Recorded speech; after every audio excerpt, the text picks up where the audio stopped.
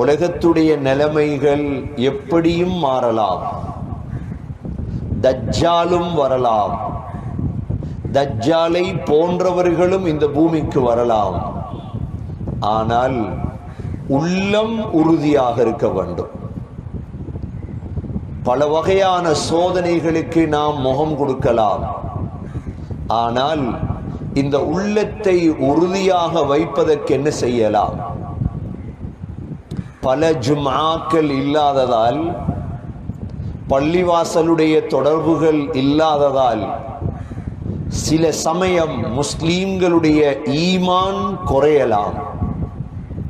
உலமாக்கள் இதுக்கு 5 வழிகளை சொல்லித் தருகிறார்கள்.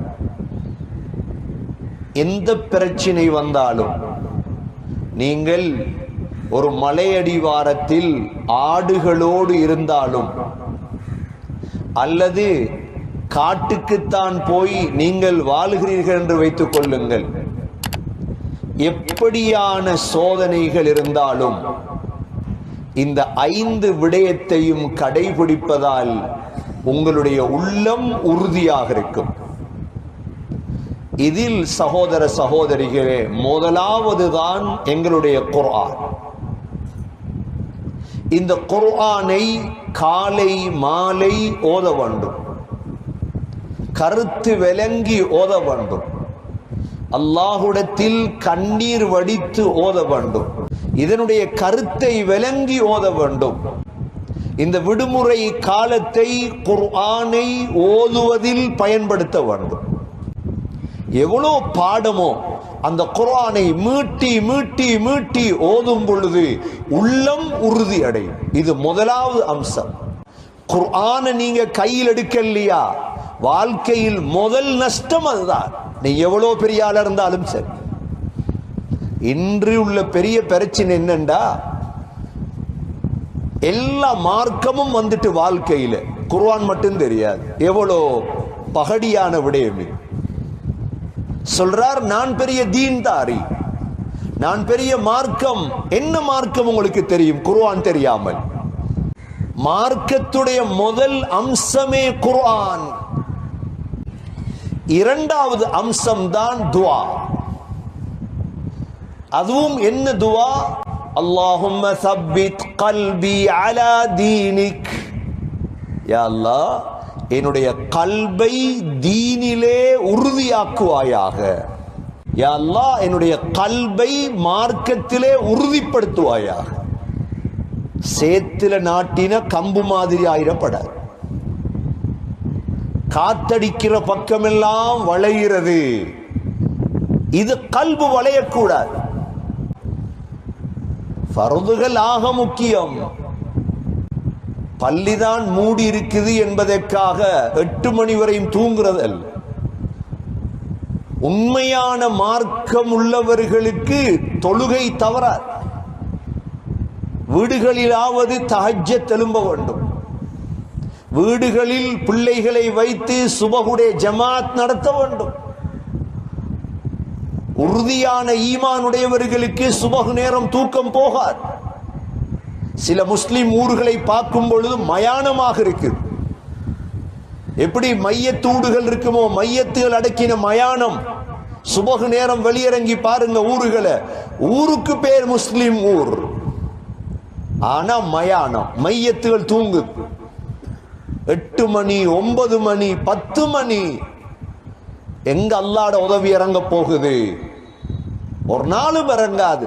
நீ ஒன்றும் யோசிக்காது, நாங்க முஸ்லீம்கள், எங்களை போட்டு அல்லாஹ் இப்படி கஷ்டப்படுத்துறானா, இதுக்கு மேல கஷ்டப்படுத்துவா நீங்க தொழுகையை விட்டா. தொழாத உங்களுடைய முசீபத் முழு ஊருக்கும் அடிக்கும். ஜகாத் கொடுக்காத உங்களோட முசீபத் வயல்ல விளங்குது. அல்லாஹ் சாட்டி இருக்கிறான். ஜகாத் கொடுக்க இல்ல, சரியா பதுக்கி வச்சீங்க நெல்ல, இன்னைக்கு முழு சமூகம் அனுபவிக்குது. யாராவது சொன்னா நீங்க எதிர்த்து பேசுவீங்க. உங்களுக்கு அது மட்டும் தான் தெரியும். நிர்வாகத்தில் இருக்கிறீங்க, வட்டி எடுக்கிறீங்க, போய் பேங்க்ல லோன் எடுக்கிறீங்க. ஆனா நீங்க பெரிய ஆள் ஊருக்கு, உங்களுக்கு யாராவது சொன்னா நீங்க தாங்க மாட்டீங்க. உங்களோட பெரிய பிரச்சனை அதுதான். உங்களுக்கு யாராவது உலமாக்கள் மார்க்கம் சொல்லி தந்தா நீங்க செய்யக்கூடிய முதல் வேலை அவரை பள்ளியை விட்டு விலக்குறது, ஊரை விட்டு நீக்கிறது. நீங்க முழுதையும் செய்யும். கண்ணியமிக்க சகோதரர்களே, உள்ளம் உறுதி அடையணும் இஸ்லாத்தில். போலிகளும் நயவஞ்சகர்களும் முனாஃபிக்குகளும் எப்ப ஊர ஆளத் தொடங்குவாங்களோ இதை விட பல ஃபித்னாக்களுக்கு நாங்கள் முகம் கொடுக்கவர். இரண்டாவது அம்சம் தான் துஆ. மூன்றாவது அம்சம் முன்னோர்களுடைய வரலாறுகளை படிக்க வேண்டும். முன்னோர்களுடைய வரலாறுகள் என்றால் என்ன?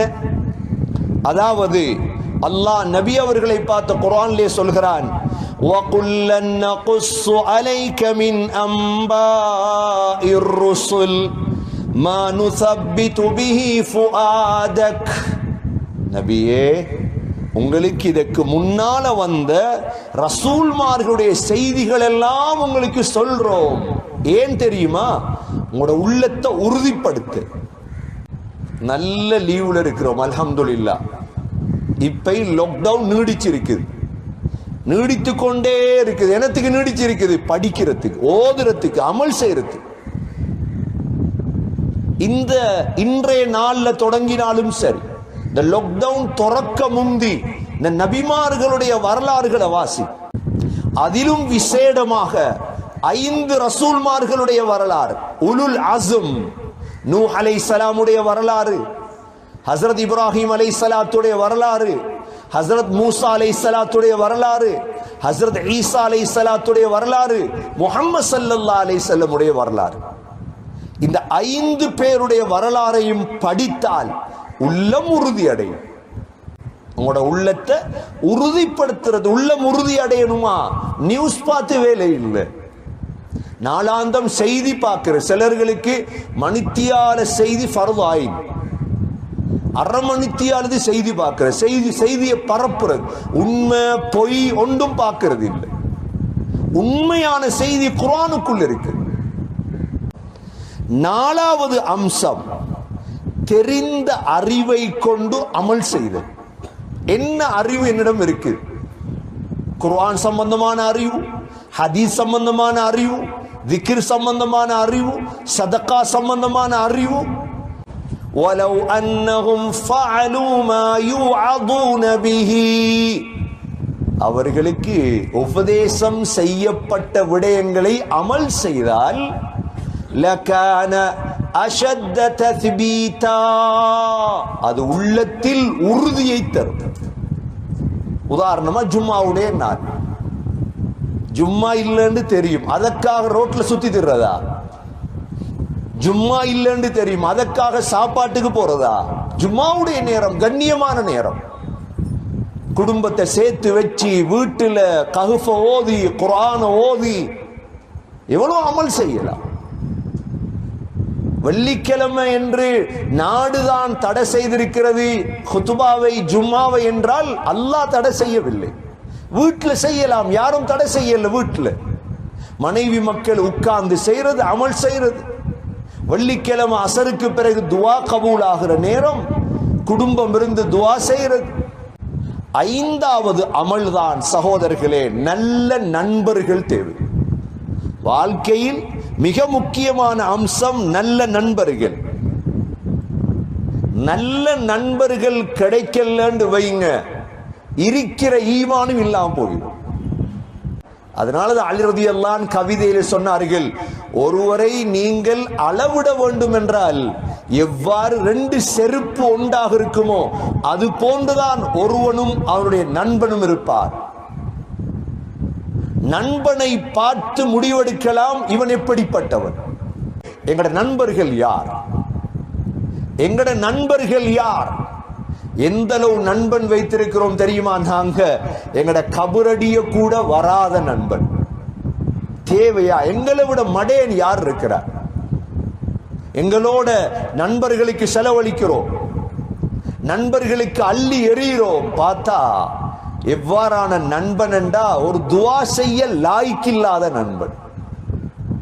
சகோதரர்களே, 5வது அம்சம் முக்கியமான அம்சம். எவ்வாறு பூவோடு சேர்ந்து நாரும் மணக்குமோ இதே போலதான் யாரோடு சேர்கிறோமோ அது போன்று மாறுவோம். கண்ணியமிக்க சகோதரர்களே, இன்று சமூகம் உலமாக்களை விட்டு தூரமாக இருக்கு. இன்னைக்கு பயான்கள் இல்ல, உலமாக்கள் இல்ல, ஹுதுபாக்கள் இல்ல, ஜும்ஆக்கள் இல்ல. அப்ப மனித சமூகத்துக்கு என்ன சிந்தனை இருக்குது? ஒன்றும் இல்லை. யாரோட சேரணும் யாரோட சேரக்கூடாது தெரியாது. மிக சிந்தனையோடு மிக யோசித்து நண்பர்களை சரி செய்ய வேண்டும். நல்ல நண்பர்களை தேடி பழக வேண்டும். இந்த ஃபித்னாவுடைய காலத்திலே, இந்த சோதனையான காலத்திலே நல்ல நண்பர்கள் எங்களை தூக்கி விடுவார்கள். உமர் ரலியல்லாஹு அன்ஹு சொல்லுவார்கள், லௌலா முஆத் லஹலக உமர். முஆத் பின் ஜபல் மட்டும் இல்லைண்டா இந்த உமர் எப்பயோ அழிஞ்சிருப்பார். உமர் ரலியல்லாஹுடைய அந்தஸ்து என்ன? உமர் ரலியல்லாஹு நண்பர்கள் வைத்திருந்தார். எதற்கு நண்பர்கள்? இவங்க தான் சொர்க்கத்துக்கு கூட்டி போற நண்பர்கள். எங்களுக்கு குடும்பத்துக்கு டாக்டர் வைத்திருக்கிறோம், குடும்பத்துக்கு உலமாக்கள் எடு. நல்லவர்களை நண்பர்களாக ஆக்குங்க. ஹாஃபில்களோட சேருங்க. இந்த காலங்கள்ல குர்ஆனை கற்று தருவாங்க. அவங்கள்ட்ட இருக்கக்கூடிய பொக்கிஷங்களை பகிர்வார்கள்.